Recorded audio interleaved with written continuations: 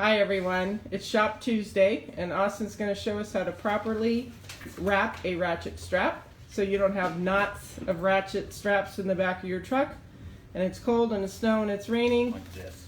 Yeah, like that. That's about what the back of my truck looks like. So Austin's going to show us how to properly wrap them so that when you need them, you can find them and they're not all wadded up. Okay, first you got to make your strap even. And the next step is to take your hook, go over to the side, and just wrap it several times.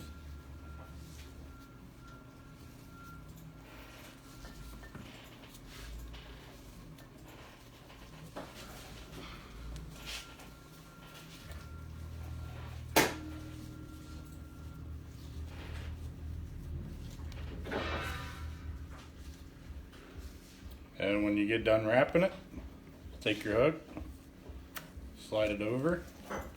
You got a ratchet strap that will not come undone. Perfect.